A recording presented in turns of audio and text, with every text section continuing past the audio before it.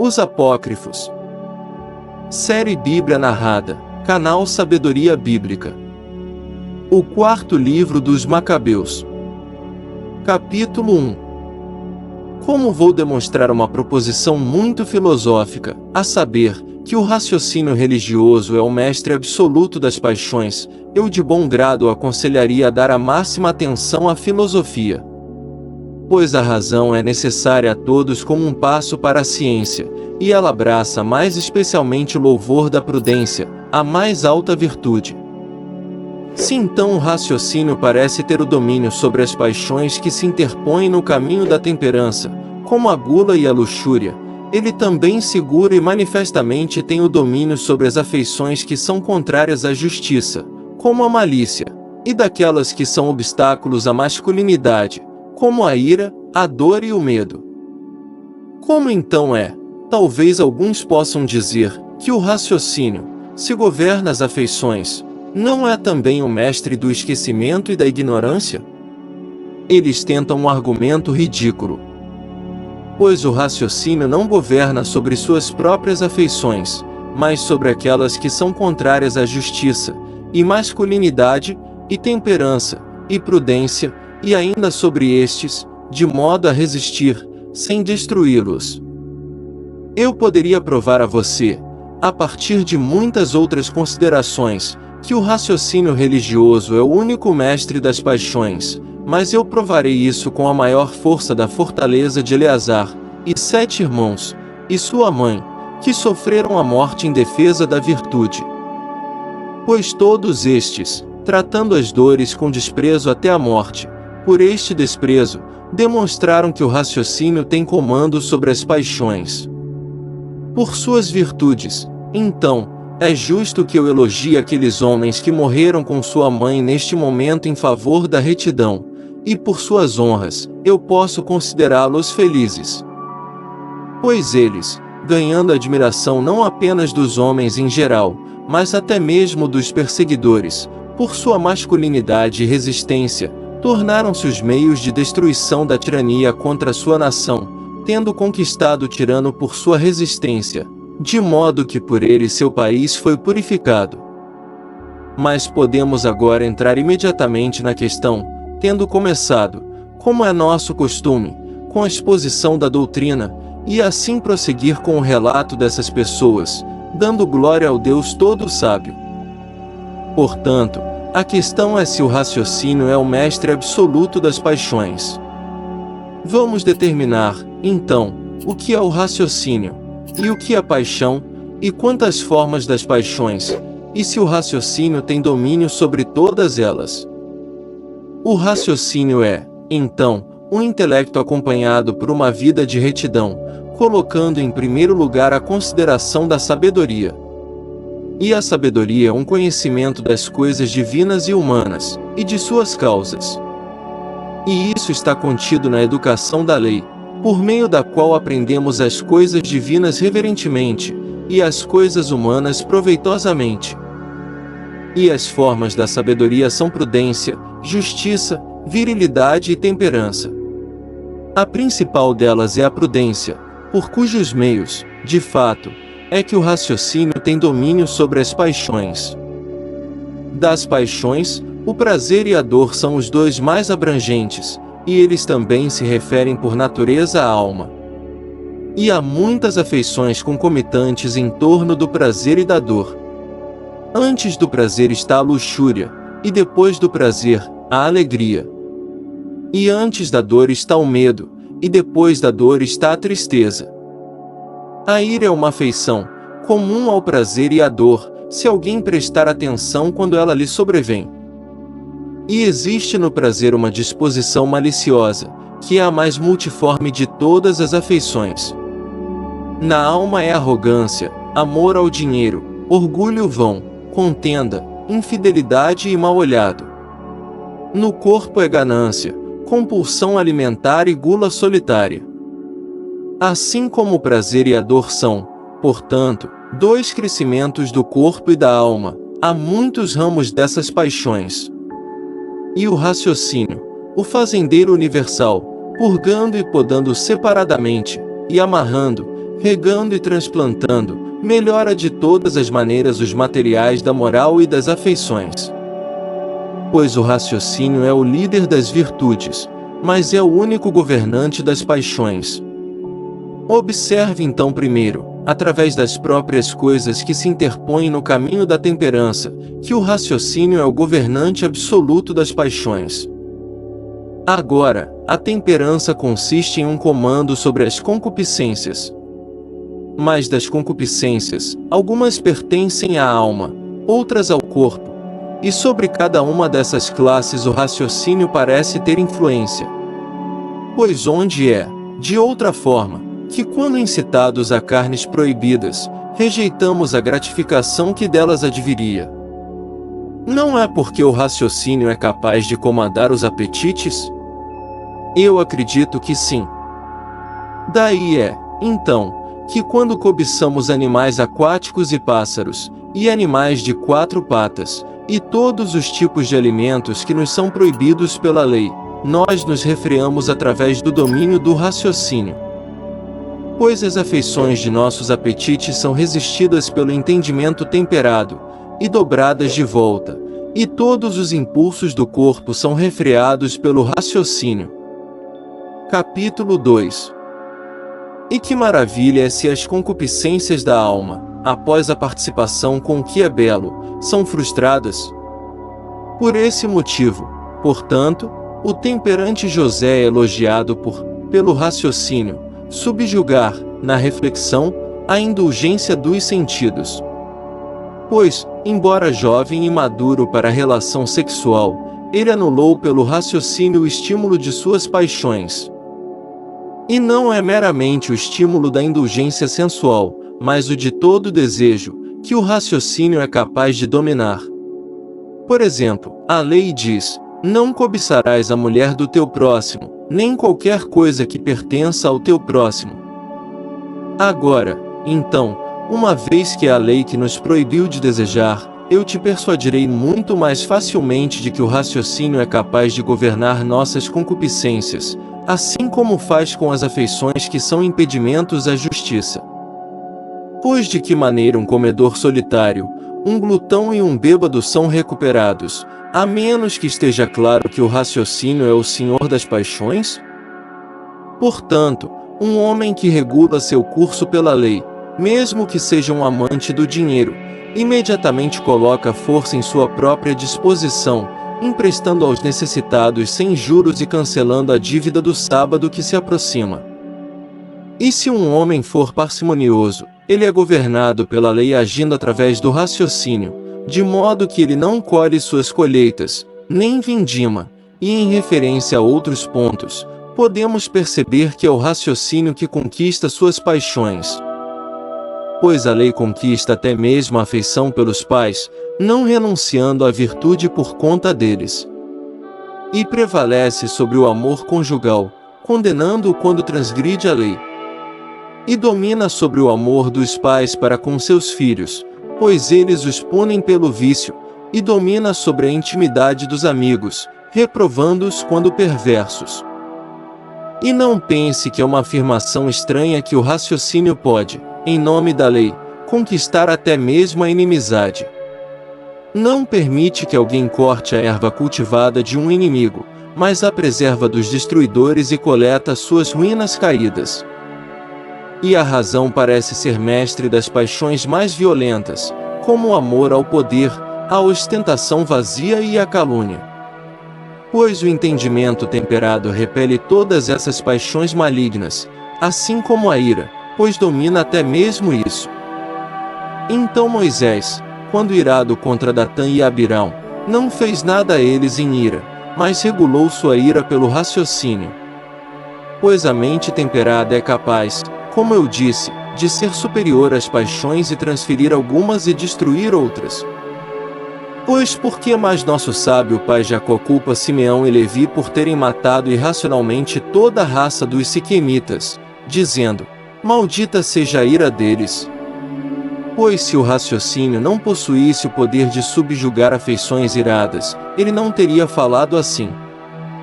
Pois no momento em que Deus criou o homem, ele implantou dentro dele suas paixões e natureza moral. E naquele momento ele entronizou acima de tudo o líder santo, a mente, por meio dos sentidos. E ele deu uma lei a essa mente, vivendo de acordo com a qual ela manterá um reinado temperado, justo, bom e viril. Como é então que um homem pode dizer que se o raciocínio é mestre das paixões, ele não tem controle sobre o esquecimento e a ignorância? Capítulo 3. O argumento é extremamente ridículo, pois o raciocínio não parece ter influência sobre suas próprias afeições, mas sobre as do corpo, de tal forma que qualquer um de vocês pode não ser capaz de erradicar o desejo, mas o raciocínio permitirá que você evite ser escravizado por ele. Pode não ser possível erradicar a raiva da alma, mas é possível resistir à raiva. Qualquer um de vocês pode não ser capaz de erradicar a malícia, mas o raciocínio tem força para trabalhar com você para impedi-lo de ceder à malícia. Pois o raciocínio não é um erradicador, mas um antagonista das paixões. E isso pode ser mais claramente compreendido pela sede do rei Davi. Pois depois que Davi atacou os filisteus o dia todo, ele com os soldados de sua nação matou muitos deles. Então, quando a noite chegou, suando e muito cansado, ele chegou à tenda real, ao redor da qual todo o exército de nossos ancestrais estava acampado.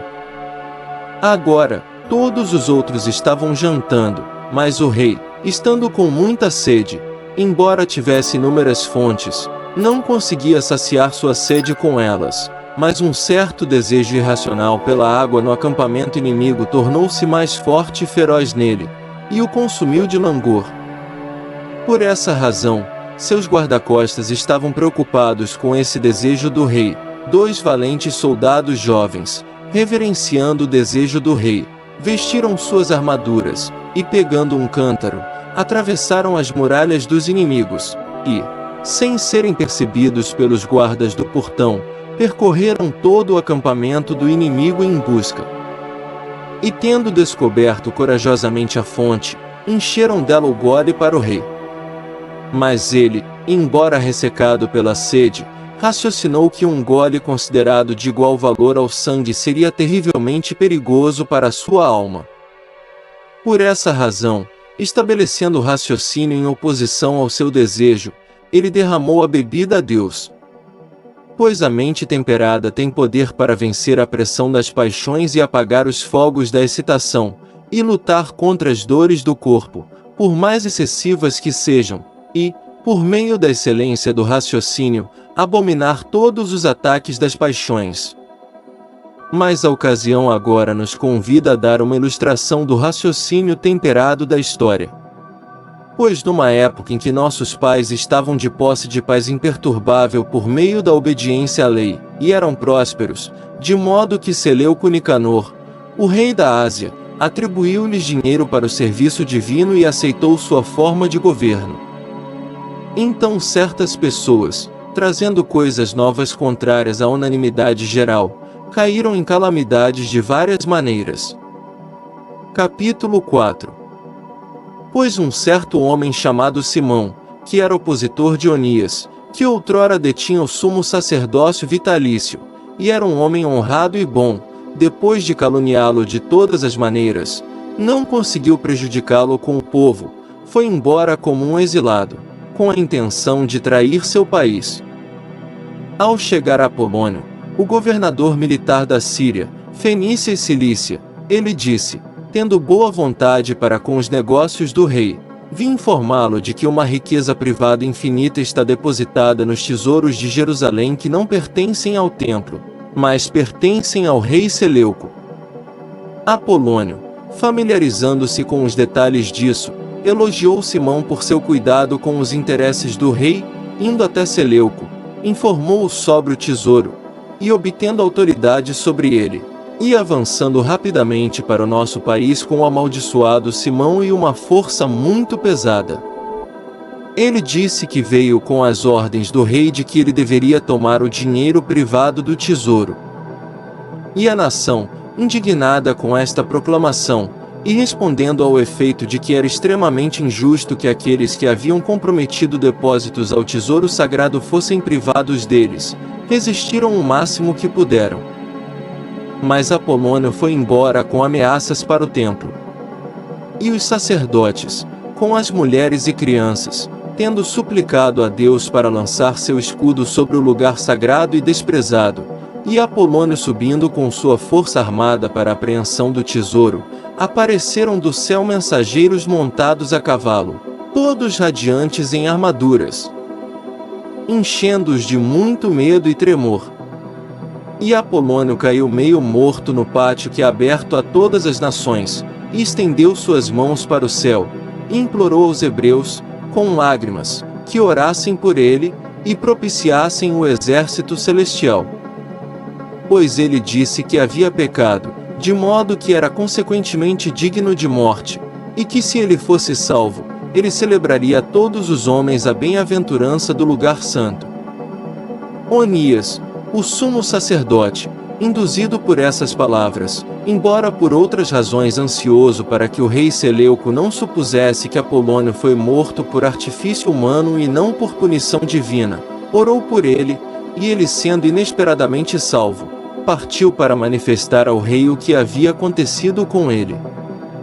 Mas com a morte do rei Seleuco, seu filho Antíoco Epifânio sucede no reino, um homem de orgulho arrogante e terrível, que tendo deposto Onias do sacerdócio principal, nomeou seu irmão Jasão como sumo sacerdote, que havia feito um acordo para pagar 3.660 talentos anualmente se ele lhe desse essa autoridade. E ele confiou o sacerdócio principal e o governo sobre a nação a ele. E ele mudou a maneira de viver do povo e perverteu seus costumes civis em toda a ilegalidade, de modo que ele não apenas ergueu um ginásio na própria cidadela de nosso país, mas negligenciou a guarda do templo. Em que a vingança divina sendo afligida, instigou o próprio Antíoco contra eles. Pois estando em guerra com Ptolomeu no Egito, ele ouviu que, em um relato de sua morte se espalhando, os habitantes de Jerusalém se alegraram muito, e ele rapidamente marchou contra eles. E, tendo-os subjugado, estabeleceu um decreto segundo o qual se algum deles vivesse de acordo com as leis de seu país, deveria morrer. E quando ele não pôde de modo algum destruir por seus decretos a obediência à lei da nação, mas viu todas as suas ameaças e punições sem efeito, pois até mesmo as mulheres, porque continuaram a circuncidar seus filhos, foram atiradas de um precipício junto com eles, sabendo de antemão da punição. Quando, portanto, seus decretos foram desconsiderados pelo povo, ele próprio compeliu por meio de torturas todos desta raça, provando carnes proibidas, a renunciar à religião judaica. Capítulo 5.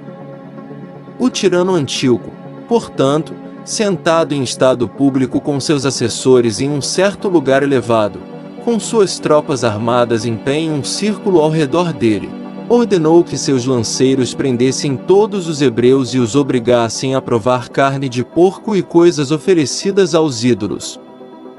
E se algum deles não quisesse comer a comida amaldiçoada, eles deveriam ser torturados na roda e, assim, mortos.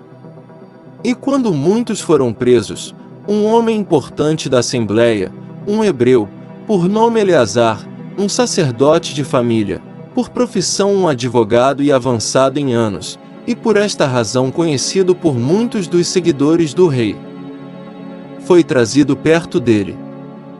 E Antíoco viu, disse: eu te aconselharia, velho, antes que suas torturas comecem, a provar a carne de porco e salvar sua vida, pois sinto respeito por sua idade e cabelos grisalhos, que, uma vez que você os tem há tanto tempo, você não me parece um filósofo ao reter a superstição dos judeus. Por essa razão, uma vez que a natureza lhe conferiu a carne mais excelente deste animal, você a detesta? Parece insensato não desfrutar do que é agradável, mas não vergonhoso, e de noções de pecaminosidade, rejeitar as bênçãos da natureza. E você estará agindo, eu acho, ainda mais insensatamente, se você seguir conceitos vãos sobre a verdade. E você estará, além disso, me desprezando para sua própria punição. Você não despertará de sua filosofia insignificante, e desista da loucura de suas noções, e recuperando o entendimento digno de sua idade, busque a verdade de um curso conveniente, e reverenciando minha gentil admoestação, tenha piedade de seus próprios anos? Pois tenha em mente que se houver algum poder que zela por esta sua religião, ele o perdoará por todas as transgressões da lei que você cometer por compulsão.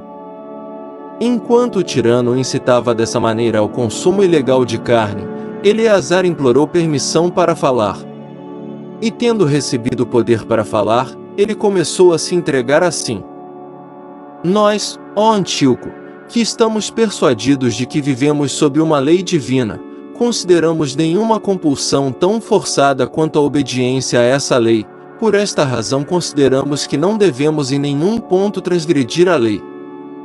E, de fato, se nossa lei, como você supõe, não fosse verdadeiramente divina, e se erroneamente a consideramos divina, não teríamos o direito, mesmo nesse caso, de destruir nosso senso de religião.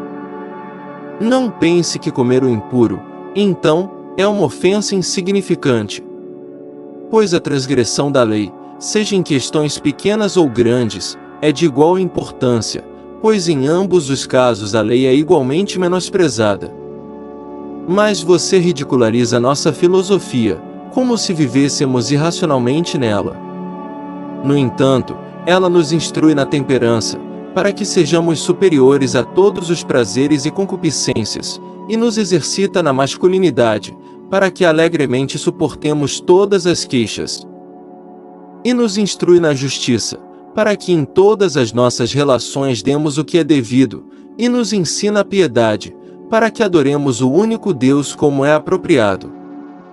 Pois é por essa razão que não comemos o impuro, pois crendo que a lei foi estabelecida por Deus, estamos convencidos de que o Criador do mundo, ao dar suas leis, simpatiza com nossa natureza. Aquelas coisas que são convenientes para nossas almas, Ele nos ordenou comer, mas aquelas que são repugnantes para elas, Ele proibiu. Mas, como um tirano, você não apenas nos força a quebrar a lei, mas também a comer, para que você possa nos ridicularizar enquanto comemos tão profanamente, mas você não terá essa causa de riso contra mim. Nem eu transgredirei os juramentos sagrados de meus antepassados de guardar a lei.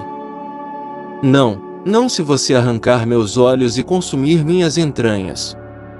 Eu não sou tão velho e vazio de masculinidade, mas meus poderes racionais são jovens em defesa de minha religião. Agora, então, prepare suas rodas e acenda uma chama mais feroz. Eu não terei tanta pena da minha velhice, a ponto de quebrar a lei do meu país por minha causa. Não te trairei, ó lei, meu instrutor. Ou te abandonarei, ó amado autocontrole. Não te envergonharei, ó razão filosófica. Nem te negarei, ó honrado sacerdócio, e ciência da lei. Boca. Não poluirás a minha velhice, nem a plena estatura de uma vida perfeita. Meus pais me receberão puro, não tendo me encolhido diante da tua compulsão, ainda que até a morte. Pois tiranizarás os ímpios, mas não dominarás os meus pensamentos sobre religião, nem pelos teus argumentos, nem por meio de obras. Capítulo 6. Quando Eleazar respondeu às exortações do tirano dessa maneira, os lanceiros se aproximaram e arrastaram Eleazar violentamente para os instrumentos de tortura. E primeiro eles despiram o velho, adornado como ele estava com a beleza da piedade. Então, amarrando seus braços e mãos, eles desdenhosamente o insultaram com listras, enquanto um arauto oposto gritava: obedeçam às ordens do rei. Mas Eleazar, o altivo e verdadeiramente nobre, como alguém torturado em um sonho, não considerou isso de forma alguma. Mas levantando seus olhos para o alto para o céu, a carne do velho foi arrancada pelos flagelos, e seu sangue escorreu, e seus lados foram perfurados. E caindo no chão, de seu corpo não tendo poder para suportar as dores, ele ainda manteve seu raciocínio ereto e inflexível. Então um dos severos lanceiros saltou sobre sua barriga enquanto ele caía, para forçá-lo a ficar de pé. Mas ele suportou as dores, desprezou a crueldade e perseverou nas indignidades, e como um nobre atleta, o velho, quando atingido, venceu seus torturadores. Com seu semblante suando e ofegante, ele foi admirado pelos próprios torturadores por sua coragem. Por essa razão, em parte por pena de sua velhice, em parte pela simpatia dos conhecidos e em parte pela admiração de sua resistência, alguns dos assistentes do rei disseram: "Por que você se destrói irracionalmente, ó Eleazar, com essas misérias? Nós lhe traremos um pouco de carne cozida por você mesmo, e você poderá se salvar fingindo que comeu carne de porco." E Eleazar, como se o conselho o torturasse mais dolorosamente, clamou: "Não deixe que nós, filhos de Abraão, sejamos tão perversamente aconselhados a ponto de darmos lugar a fazer uso de uma pretensão inapropriada, pois seria irracional se, tendo vivido até a velhice em toda a verdade, e tendo guardado escrupulosamente nosso caráter para isso, agora voltássemos atrás, e nos tornássemos um padrão de impiedade para os jovens, como sendo um exemplo de comer poluição. Seria vergonhoso se vivêssemos por algum tempo curto, e isso desprezado por todos os homens por covardia, e fossemos condenados pelo tirano por falta de masculinidade, por não lutar até a morte por nossa lei divina. Por esta razão, vocês, ó filhos de Abraão, morram nobremente por sua religião. Vocês, portadores de lanças do tirano, por que vocês se demoram? Vendo-o tão altivo contra a miséria, e não mudando diante da piedade deles, eles o levaram ao fogo. Então, com seus instrumentos perversamente inventados, eles o queimaram no fogo e derramaram fluidos fedorentos em suas narinas. E ele, estando finalmente queimado até os ossos, e prestes a expirar, levantou os olhos para Deus e disse: "Tu sabes, ó Deus, que quando eu poderia ter sido salvo, sou morto por causa da lei por torturas de fogo. Sê misericordioso com o teu povo e fica satisfeito com o meu castigo por conta deles. Que o meu sangue seja uma purificação para eles e tire a minha vida em retribuição pela deles." Portanto, falando, o santo homem partiu, nobre em seus tormentos, e até mesmo às agonias da morte resistiu em seu raciocínio por causa da lei.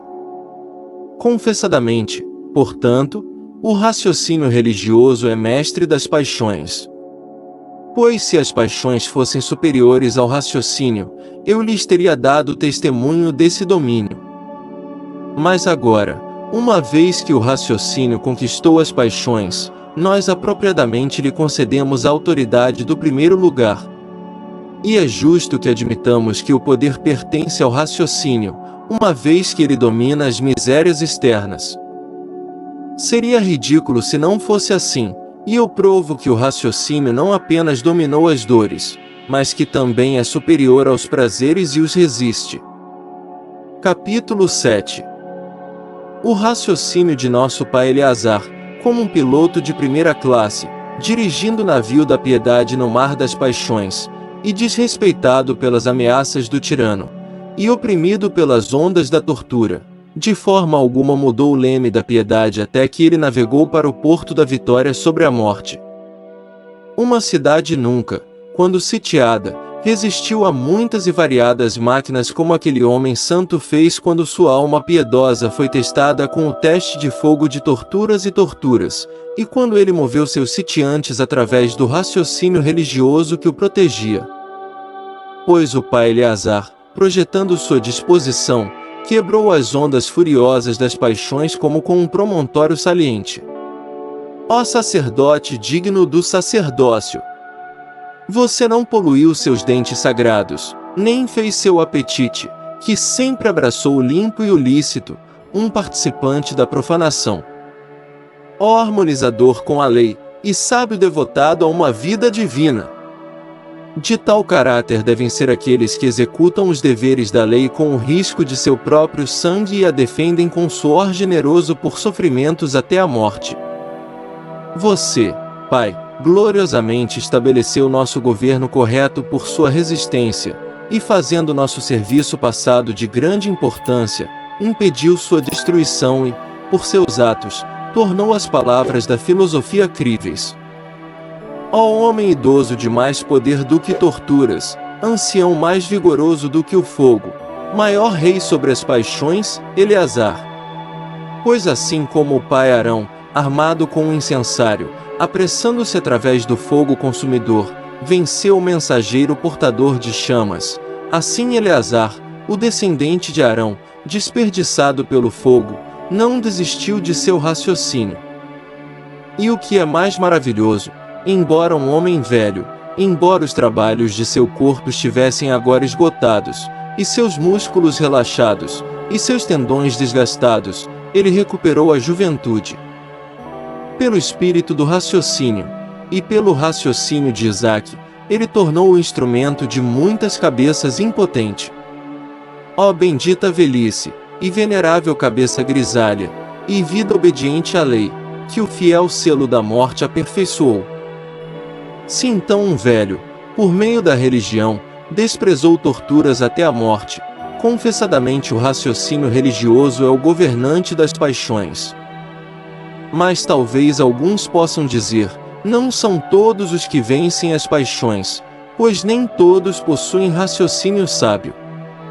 Mas aqueles que meditaram na religião com todo o coração, somente estes podem dominar as paixões da carne, aqueles que acreditam que não morrem para Deus, pois como nossos antepassados Abraão, Isaque e Jacó, eles vivem para Deus.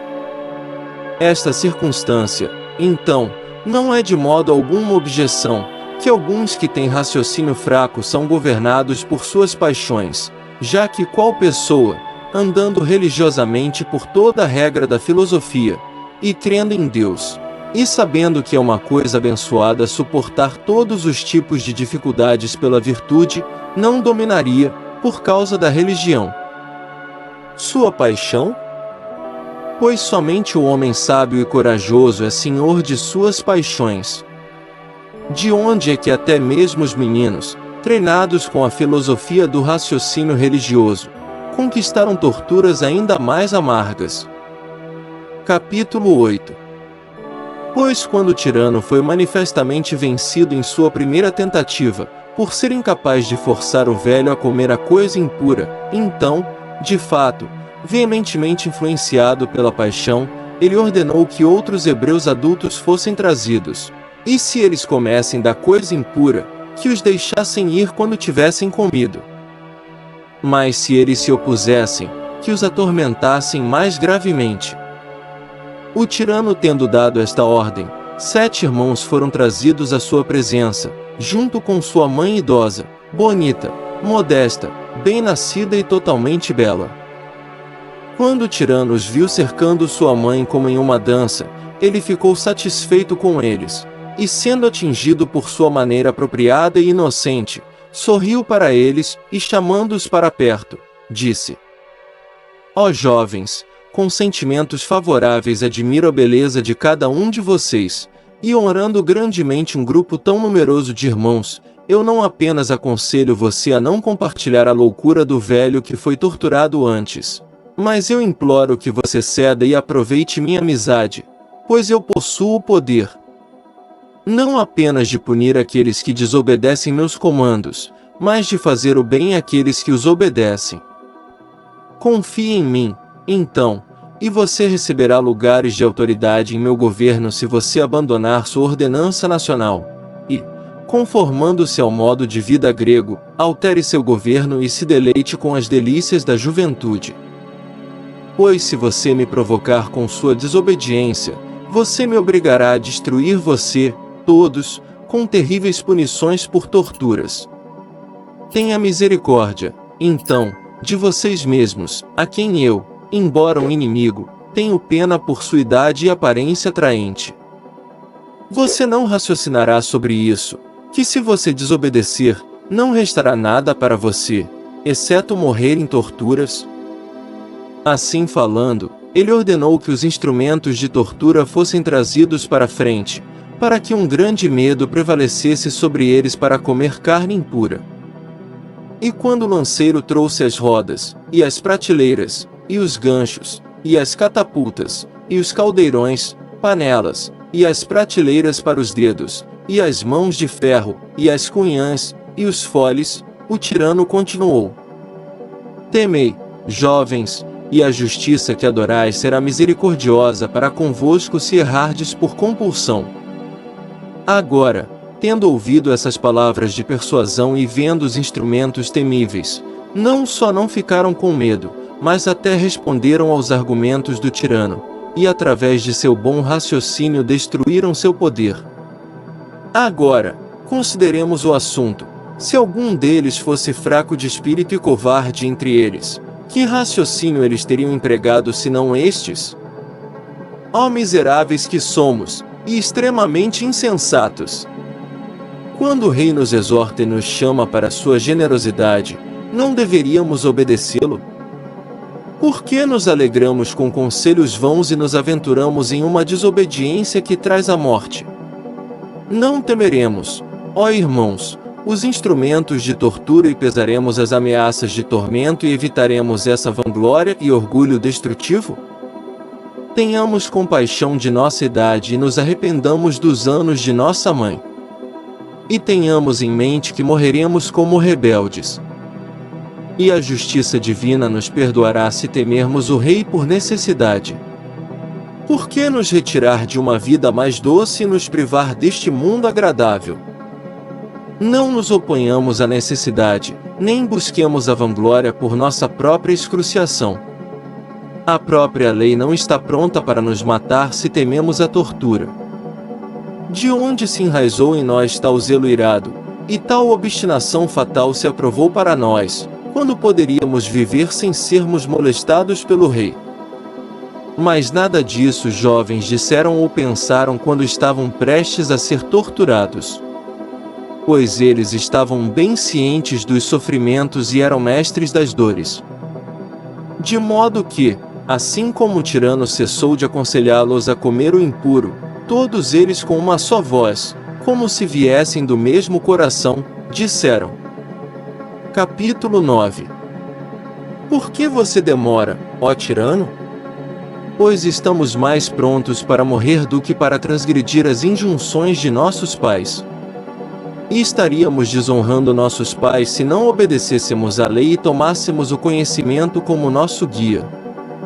Ó tirano, conselheiro da violação da lei, não tenha mais pena de nós, odiando-nos como você faz, do que nós temos pena de nós mesmos. Pois consideramos a fuga pior do que a morte. E você pensa em nos assustar, ameaçando-nos com a morte por torturas, como se você não tivesse aprendido nada com a morte de Eleazar. Mas se os homens idosos dos hebreus morreram na causa da religião depois de suportar torturas, mais justamente deveríamos nós, os homens mais jovens, morrer, desprezando suas torturas cruéis, que nosso instrutor idoso superou. Faça a tentativa, então, ó tirano, e se você nos matar por nossa religião, não pense que você nos prejudica ao nos torturar. Pois nós, por meio desse maltratamento e resistência, colheremos as recompensas da virtude. Mas vocês, pela matança perversa e despótica de nós, suportarão, pela vingança divina, tortura contínua pelo fogo. Quando eles falaram assim, o tirano não apenas ficou exasperado contra eles por serem refratários, mas enfurecido com eles por serem ingratos. De modo que, a seu comando, os torturadores trouxeram o mais velho deles, e rasgando sua túnica, amarraram suas mãos e braços de cada lado com correias. E quando eles se esforçaram muito sem efeito em açoitá-lo, eles o jogaram na roda. E o nobre jovem, estendido sobre isso, ficou deslocado.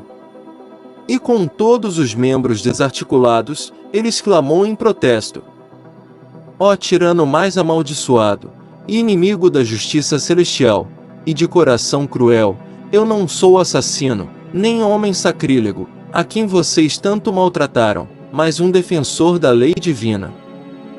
E quando os lanceiros disseram, consentem em comer, para que vocês sejam libertados de suas torturas, ele respondeu, não é tão poderosa, ó ministros amaldiçoados, a sua roda, a ponto de sufocar meu raciocínio. Cortem meus membros, queimem minha carne e torçam minhas juntas.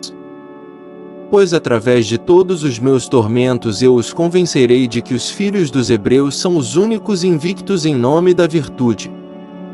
Enquanto ele dizia isso, eles amontoaram combustível, ateando fogo, forçaram-no ainda mais na roda.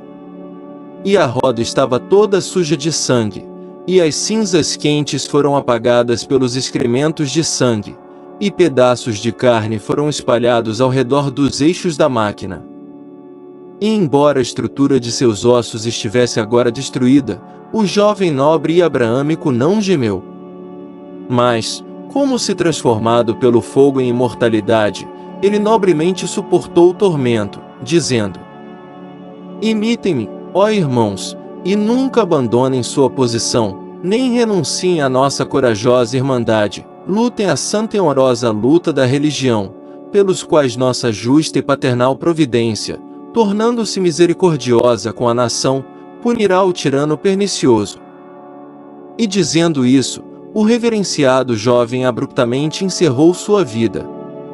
E quando todos admiraram sua alma corajosa, os lanceiros trouxeram para a frente aquele que era o segundo em idade, tendo colocado mãos de ferro, amarraram-no com ganchos pontiagudos ao dispositivo de tortura.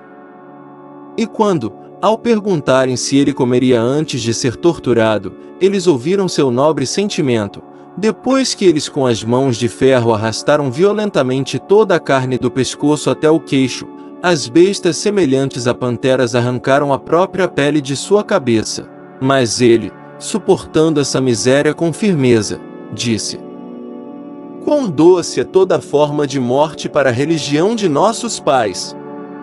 E ele disse ao tirano: você acha, o mais cruel de todos os tiranos, que agora é mais torturado do que eu, encontrando sua concepção superconfiante de tirania conquistada por nossa perseverança em favor de nossa religião?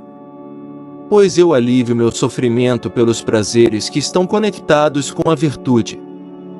Mas você é torturado com ameaças de impiedade, e você não escapará, tirano mais corrupto, da vingança da ira divina. Capítulo 10. Agora, tendo suportado esta morte louvável, o terceiro foi trazido, e exortado por muitos a provar e salvar sua vida. Mas ele gritou e disse: vocês não sabem que o pai daqueles que estão mortos se tornou meu pai também, e que a mesma mãe me deu à luz, e que fui criado nos mesmos princípios? Eu não renuncio ao nobre relacionamento de meus irmãos. Agora, então, qualquer instrumento de vingança que vocês tenham, apliquem-no ao meu corpo, pois vocês não são capazes de tocar, mesmo que desejem, minha alma. Mas eles, altamente indignados com sua ousadia de fala, deslocaram suas mãos e pés com máquinas de cremalheira e, arrancando-os de suas articulações, o desmembraram.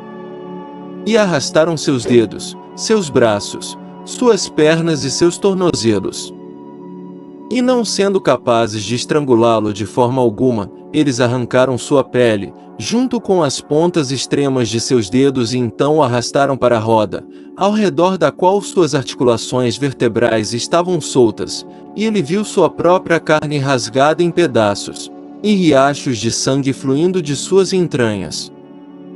E quando estava prestes a morrer, ele disse: nós, ó tirano amaldiçoado, sofremos isso por causa da educação e virtude divinas. Mas você, por sua impiedade e derramamento de sangue, suportará tormentos indissolúveis.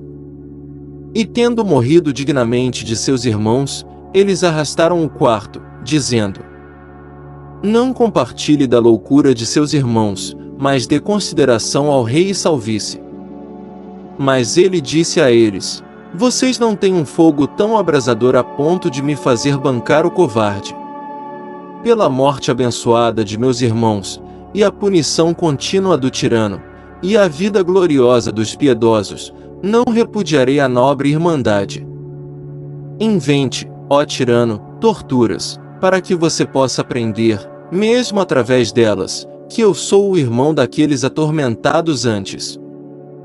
Quando ele disse isso, o sanguinário, assassino e profano Antíoco ordenou que sua língua fosse cortada. Mas ele disse: mesmo que você tire o órgão da fala, Deus ouve o silencioso.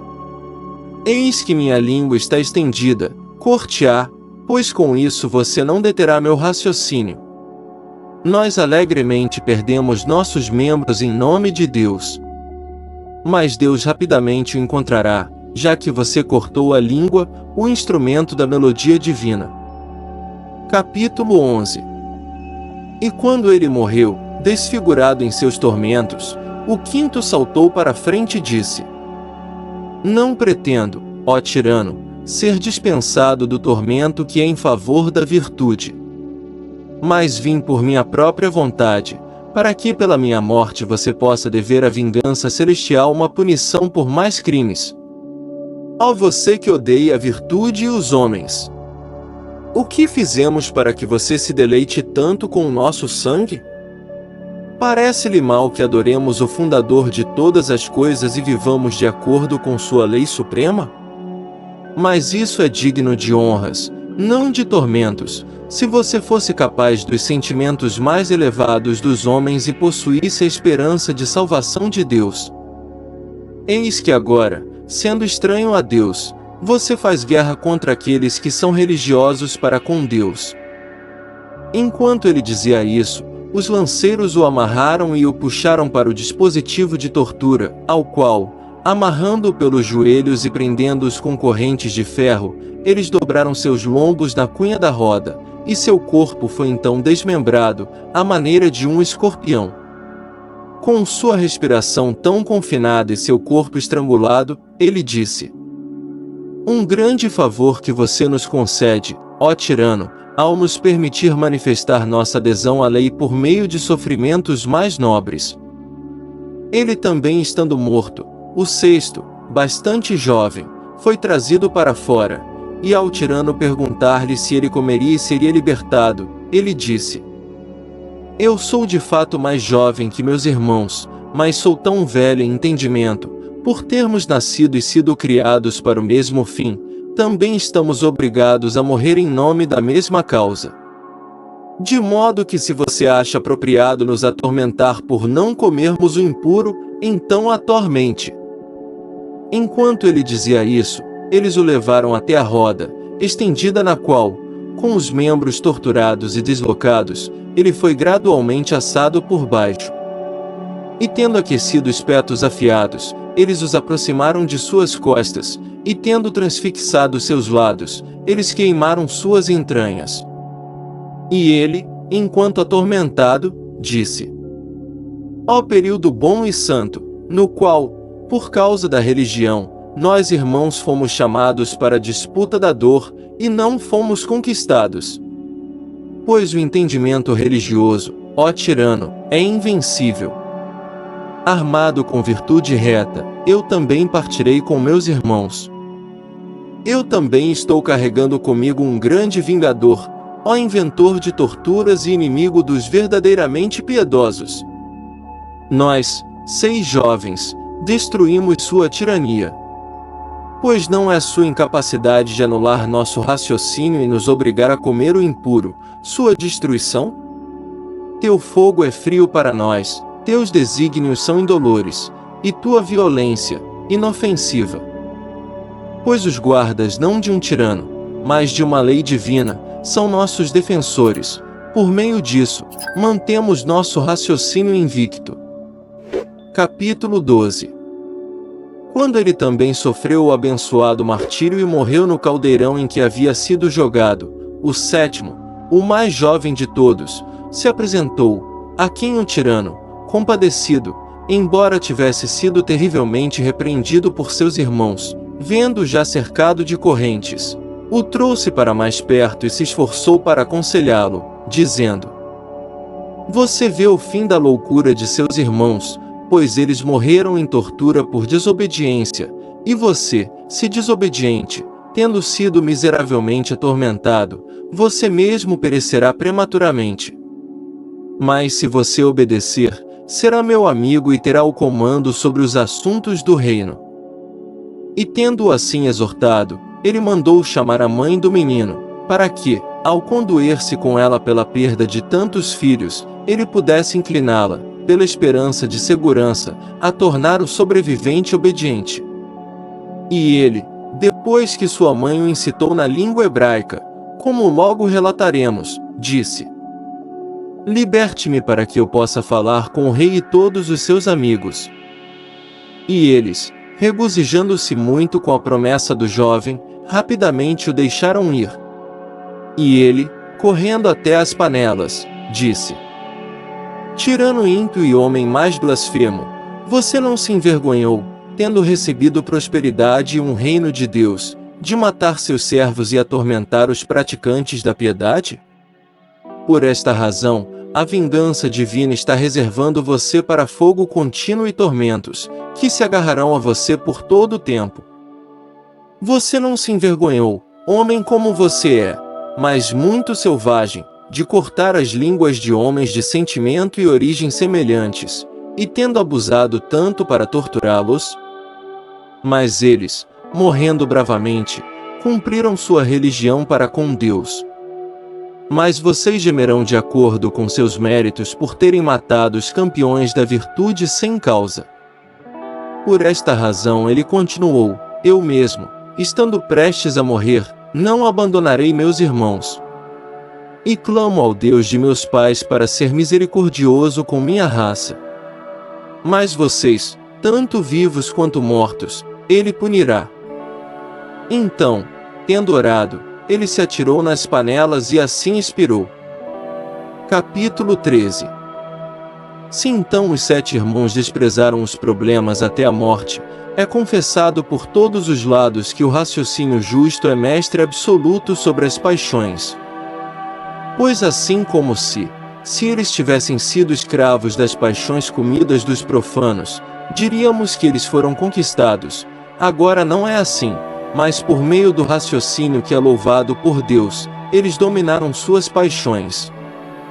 E é impossível ignorar a liderança da reflexão, pois ela obteve a vitória sobre as paixões e os problemas. Como então podemos evitar, de acordo com esses homens, o domínio da paixão por meio do raciocínio correto, já que eles não recuaram das dores do fogo? Pois assim como por meio de torres projetadas na frente dos portos os homens quebram as ondas ameaçadoras, e portanto, asseguram um curso tranquilo para os navios que entram no porto, assim o raciocínio correto de 7 torres dos jovens, garantindo o porto da religião, conquistou a intemperança das paixões. Pois tendo organizado um coro santo de piedade, eles encorajaram uns aos outros, dizendo: Irmãos, que morramos fraternalmente pela lei. Vamos imitar os 3 jovens na Síria que desprezaram a fornalha igualmente aflitiva. Não sejamos covardes na manifestação da piedade. E um disse: Coragem, irmão, e outro: Suporta nobremente.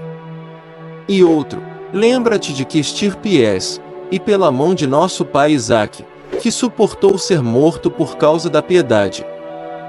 E todos, olhando uns para os outros serenos e confiantes, disseram: Sacrifiquemos de todo o coração as nossas almas a Deus que as deu, e empreguemos os nossos corpos para a guarda da lei. Não temamos aquele que pensa que mata, pois grande é a prova da alma e o perigo de tormento contínuo reservado para aqueles que transgridem o mandamento de Deus.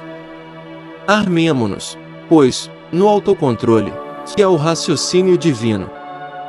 Se sofrermos assim, Abraão, Isaque e Jacó nos receberão, e todos os pais nos elogiarão. E, à medida que cada um dos irmãos era levado embora, os demais exclamavam: Não nos desonres, ó irmão, nem falsifiques aqueles que morreram antes de ti. Agora, tu não ignoras o encanto da fraternidade, que a divina e sábia providência transmitiu por meio dos pais aos filhos e gerou por meio do ventre materno. Em que esses irmãos, tendo permanecido um tempo igual, e tendo sido formados pelo mesmo período, e tendo sido aumentados pelo mesmo sangue, e tendo sido aperfeiçoados pelo mesmo princípio de vida, e tendo sido trazidos para fora em intervalos iguais, e tendo sugado o leite das mesmas fontes, suas almas fraternas são criadas amorosamente juntas. E aumentam tudo mais poderosamente em razão dessa criação simultânea, e pela companhia diária, e por outra educação, e exercício na lei de Deus. O amor fraternal sendo tão simpaticamente constituído, os 7 irmãos tinham uma harmonia mútua mais simpática. Pois sendo educados na mesma lei, e praticando as mesmas virtudes, e criados em um curso justo de vida, eles aumentaram essa harmonia uns com os outros. Pois um zelo semelhante pelo que é certo e honroso aumentou seu sentimento de companheirismo uns para com os outros. Pois agindo junto com a religião, tornou seu sentimento fraternal mais desejável para eles. E, no entanto, embora a natureza, o companheirismo e a moral virtuosa aumentassem seu amor fraternal, aqueles que foram deixados suportaram ver seus irmãos, que foram maltratados por sua religião e torturados até a morte. Capítulo 14. E mais do que isso, eles até os incitaram a esse tratamento cruel, de modo que eles não apenas desprezaram as próprias dores, mas até mesmo levaram a melhor sobre suas afeições de amor fraternal. Ó raciocínio, mais real do que um rei e mais livre do que os homens livres! Ó sagrada e harmoniosa concórdia dos 7 irmãos quanto à piedade! Nenhum dos 7 jovens se tornou covarde ou recuou da morte. Mas todos eles, como se estivessem correndo o caminho para a imortalidade, apressaram-se para a morte através de torturas. Pois assim como mãos e pés são movidos simpaticamente com as direções da alma, assim aqueles santos jovens concordaram com a morte por causa da religião, como através da alma imortal da religião. Ó santos 7, irmãos harmoniosos! Pois como os 7 dias da criação, sobre religião, assim os jovens, circulando em torno do número 7, anularam o medo dos tormentos. Agora estremecemos ao recitar a aflição daqueles jovens, mas eles não apenas viram, e não apenas ouviram a execução imediata da ameaça, mas, passando por ela, perseveraram, e isso através das dores do fogo. E o que poderia ser mais doloroso? Pois o poder do fogo, sendo afiado e rápido, dissolveu rapidamente seus corpos.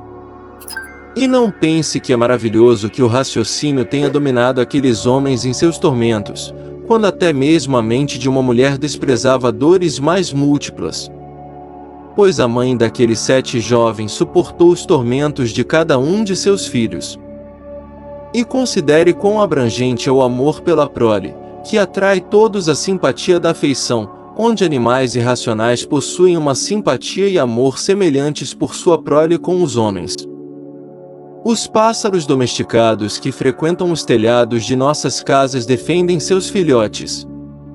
Outros constroem seus ninhos e chocam seus filhotes nos topos das montanhas, e nos precipícios dos vales, e nos buracos e topos das árvores, e mantêm o intruso afastado.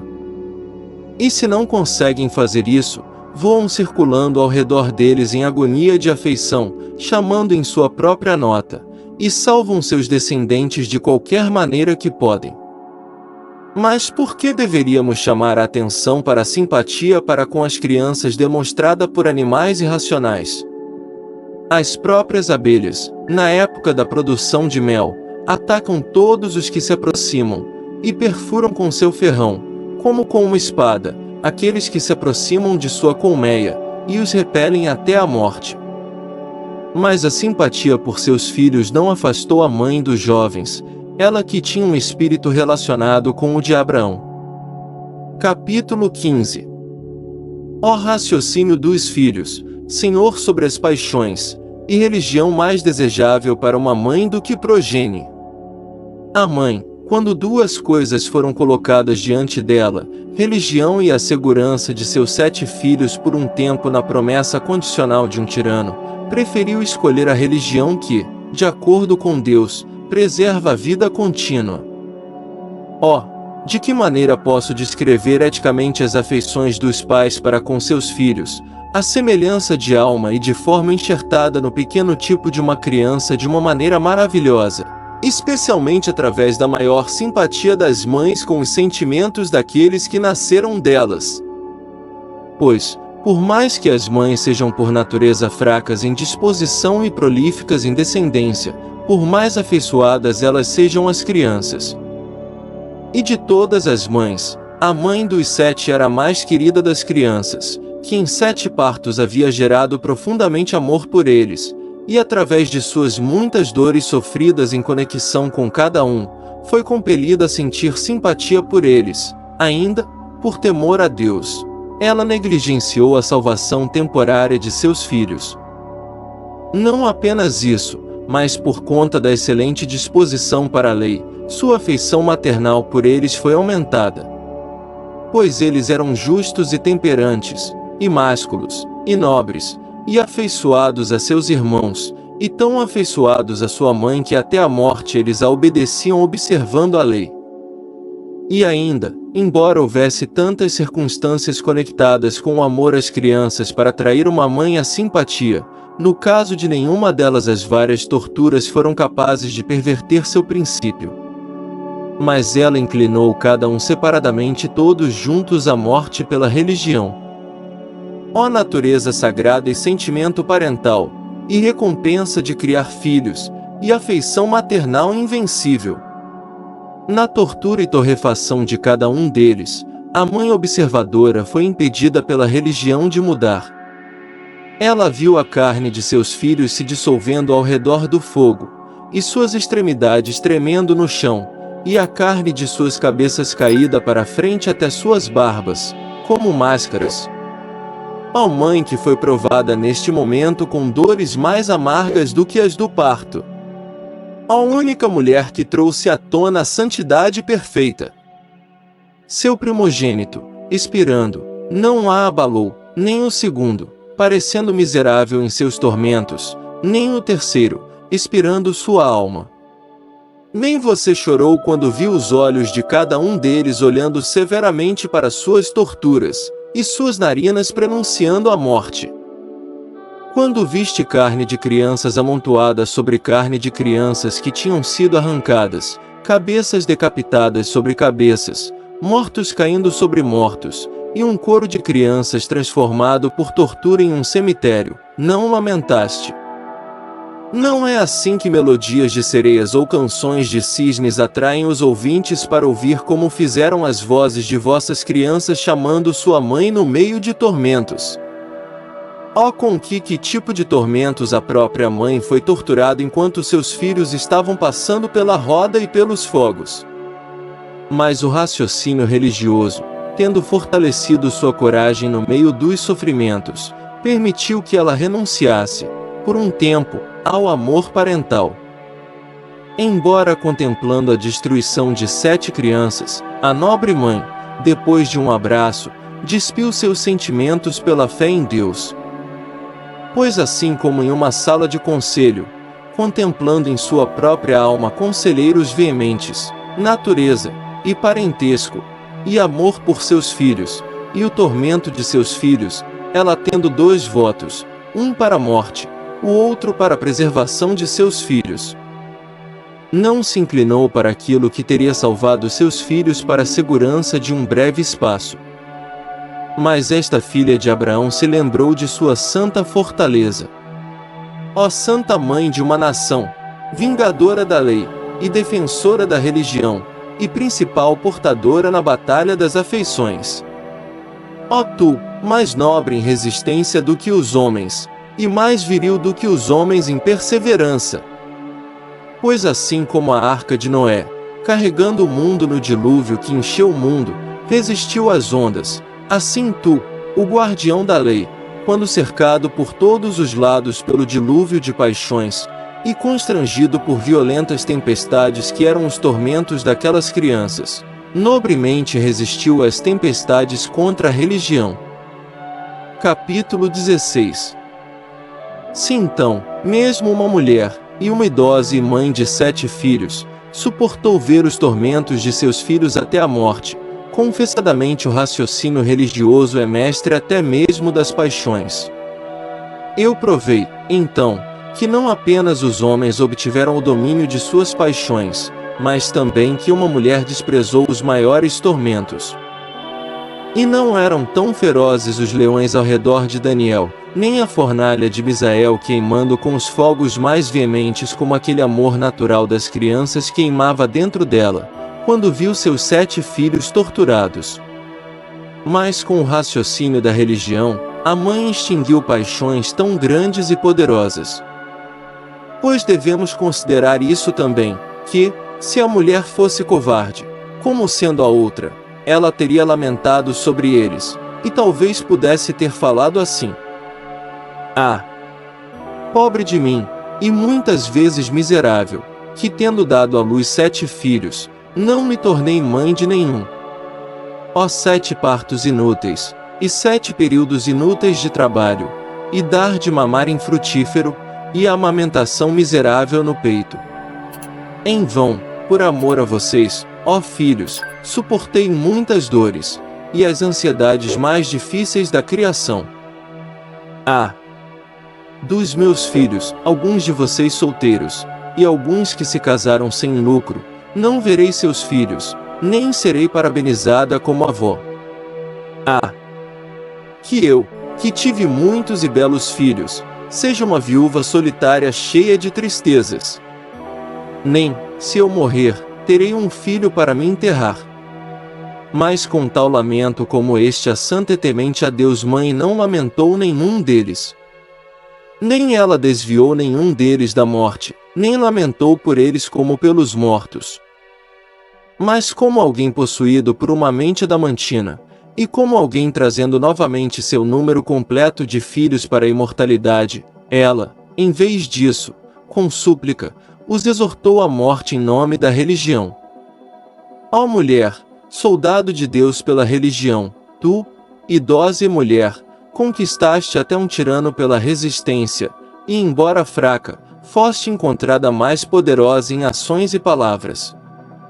Pois quando foste capturada junto com teus filhos, ficaste olhando para Eleazar em tormentos, e disseste a teus filhos na língua hebraica: ó filhos, a disputa é nobre para a qual vocês estão sendo chamados como testemunhas da nação, para a qual vocês se esforçam zelosamente pelas leis de seu país. Pois seria vergonhoso que este velho sofresse dores por causa da justiça, e que vocês, que são mais jovens, tivessem medo das torturas. Lembrem-se de que por meio de Deus vocês obtiveram a existência e a desfrutaram. E por esta segunda conta vocês devem suportar todas as aflições por causa de Deus, por quem nosso pai Abraão também estava ansioso para sacrificar nosso progenitor Isaque, e não estremeceu ao ver sua própria mão paterna descendo com a espada sobre ele. E o justo Daniel foi lançado aos leões, e Ananias, Azarias e Misael foram lançados na fornalha de fogo, mas eles resistiram por meio de Deus. Vocês, então, tendo a mesma fé para com Deus, não se perturbem. Pois é irracional que aqueles que conhecem a religião não se levantem contra as tribulações. Com esses argumentos, a mãe de 7 filhos, exortando cada um de seus filhos, os persuadiu a não transgredir o mandamento de Deus. E eles também viram isto, que aqueles que morrem por Deus vivem para Deus, como Abraão, Isaque, Jacó e todos os patriarcas. Capítulo 17. E alguns dos lanceiros disseram que quando ela própria estava prestes a ser apreendida com o propósito de ser condenada à morte, ela se jogou na fogueira, em vez de que eles tocassem sua pessoa. Ó mãe, que junto com 7 filhos destruiu a violência do tirano, e tornou suas intenções perversas nulas, e exibiu a nobreza da fé. Pois você, como uma casa bravamente construída sobre o pilar de seus filhos, suportou o choque das torturas sem balançar. Tenha bom ânimo, portanto, ó Mãe de mente santa, mantendo a firme substância da esperança de sua firmeza com Deus. A lua não aparece com as estrelas no céu tão graciosa quanto você, estabelecida honrável diante de Deus, e fixada na expansão com seus filhos que você iluminou com religião para as estrelas. Pois seu parto foi a moda de um filho de Abraão. E, se fosse lícito para nós pintar como em uma tábua a religião de sua história, os espectadores não estremeceriam ao contemplar a mãe de 7 filhos suportando, por causa da religião, várias torturas até a morte. E teria sido uma coisa digna ter inscrito no próprio túmulo estas palavras como um memorial para aqueles da nação. Aqui um sacerdote idoso, uma mulher idosa e 7 filhos, são enterrados pela violência de um tirano, que desejava destruir a sociedade dos hebreus. Estes também vingaram sua nação, olhando para Deus e suportando tormentos até a morte. Pois foi verdadeiramente uma disputa divina que foi realizada por eles. Pois naquela época a virtude presidia a disputa, aprovando a vitória pela resistência, a saber, a imortalidade e a vida contínua. Eleazar foi o primeiro a contender, e então a mãe dos 7 filhos entrou na disputa, e então os irmãos contenderam. O tirano era o oposto, e o mundo e os homens vivos eram os espectadores. E a reverência a Deus conquistou e coroou seus próprios atletas. Quem não admirou aqueles campeões da verdadeira legislação? Quem não ficou surpreso? O próprio tirano e todo o seu conselho admiraram sua resistência, através da qual, também, eles agora estão ao lado do trono divino e vivem uma vida abençoada. Pois Moisés diz, e todos os santos estão sob suas mãos. Estes, portanto, tendo sido santificados por Deus, foram honrados não somente com esta honra, mas também que por seus meios o inimigo não venceu nossa nação, e que o tirano foi punido, e seu país purificado. Pois eles se tornaram o resgate do pecado da nação, e a divina providência salvou Israel, anteriormente afligido, pelo sangue daqueles piedosos, e a morte propiciatória. Pois o tirano Antíoco, olhando para sua virtude viril, e para sua resistência na tortura, proclamou essa resistência como um exemplo para seus soldados. E eles provaram a ele ser nobres e corajosos para batalhas terrestres e para cercos, e ele conquistou e invadiu as cidades de todos os seus inimigos. Capítulo 18. Ó filhos de Israel, descendentes da semente de Abraão, obedecei a esta lei, e em todos os sentidos sede religiosos, sabendo que o raciocínio religioso é senhor das paixões, e daquelas não somente interiores, mas exteriores. Quando aquelas pessoas estavam entregando seus corpos às dores por causa da religião, elas não eram somente admiradas pelos homens, mas eram consideradas dignas de uma porção divina. E a nação obteve paz através delas, e tendo renovado a observância da lei em seu país, expulsaram o inimigo da terra. E o tirano Antíoco foi punido na terra e é punido agora que ele está morto, pois quando ele era completamente incapaz de compelir os israelitas a adotar costumes estrangeiros e abandonar o modo de vida de seus pais, então, partindo de Jerusalém, ele fez guerra contra os persas. E a mãe justa dos 7 filhos também falou o seguinte à sua prole: Eu era uma virgem pura e não fui além da casa de meu pai, mas cuidei da costela construída. Nenhum destruidor do deserto ou arrebatador da planície me feriu, nem a serpente destrutiva e enganosa fez pilhagem da minha virgindade pura, e eu permaneci com meu marido durante o período da minha flor da idade. E estes meus filhos, tendo chegado à maturidade, seu pai morreu, ele foi abençoado. Pois tendo buscado uma vida de fertilidade em crianças, Ele não se afligiu com um período de perda de filhos. E ele costumava ensinar a vocês, quando ainda estavam com vocês, a lei e os profetas. Ele costumava ler para vocês a morte de Abel por Caim, e a oferta de Isaque, e a prisão de José.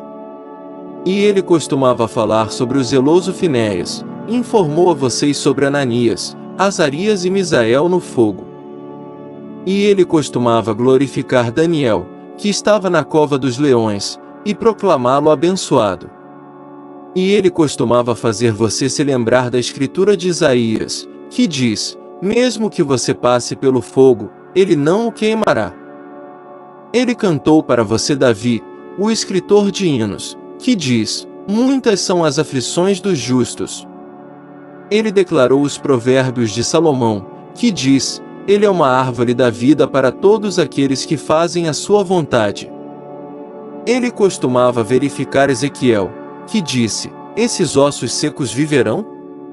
Pois ele não se esqueceu da canção que Moisés ensinou, proclamando: eu matarei e farei viver. Esta é a nossa vida e a duração dos nossos dias. Ó aquele dia amargo! E ainda assim não amargo, quando o tirano amargo dos gregos, apagando fogo com fogo em seus caldeirões cruéis, trouxe com raiva fervente os 7 filhos da filha de Abraão ao dispositivo de tortura e a todos os seus tormentos. Ele perfurou as bolas dos seus olhos, cortou suas línguas e os matou com várias torturas. Por esta razão a retribuição divina perseguiu e ainda perseguirá o pernicioso miserável. Mas os filhos de Abraão, com sua mãe vitoriosa, são reunidos no coro de seu pai, tendo recebido almas puras e imortais de Deus, a quem seja glória para todo sempre. Amém.